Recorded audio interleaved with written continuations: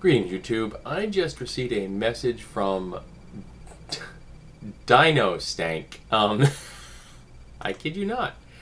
And he asked about how I would set up a role-playing adventure in a swamp marsh environment, because he's having a hard time coming up with a way to pull this off. Well, I can think of a number of ways of doing this, and I received this email like 10 minutes ago, so I'm kind of going off the top of my head here. First of all, you'd say semi-aquatic race. Such as like the lizard men, as a great example.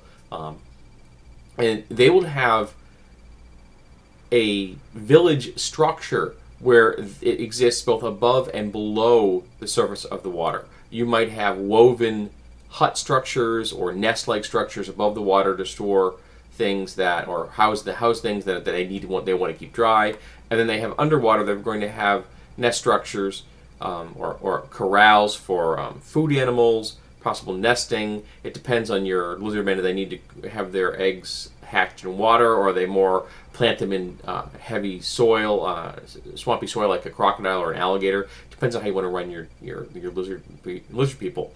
But very much they're going to be the shadows in the swamp. They move in and out between the trees and the pools and the water and the roots of the cypress trees. They're never where you think they're going to be. They're the spear out of the shadows, the blowgun, the arrow dipped in poison. They're just going to harass a party because they are in their environment. This is what they do. This is where they live. This is what they are.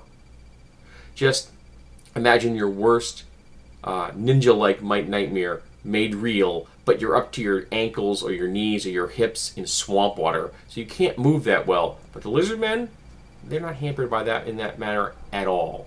Another way to go about this would be to say, yes, building structures in a swamp is really difficult, phenomenally hard to do. However, who says the area that the PCs are now standing in, which is swamp, was always swamp?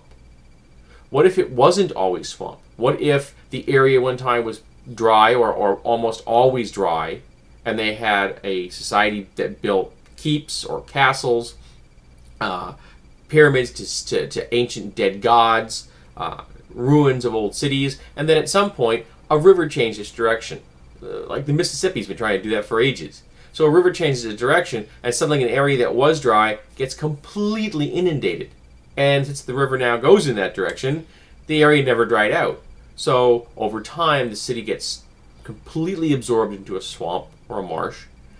New societies grow up around the area, and they don't even know this place exists anymore. What's haunting that place? What's moved into that place? What about the sections of the city that used to be subterranean, but now are submarine? What's living in them?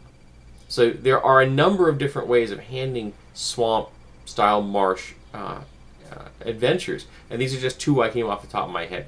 So if anyone who sees this video can think of any other ideas that might help Dino Stank get his creative juices flowing on the topic of swamps and marshes, I'd be willing to listen to them.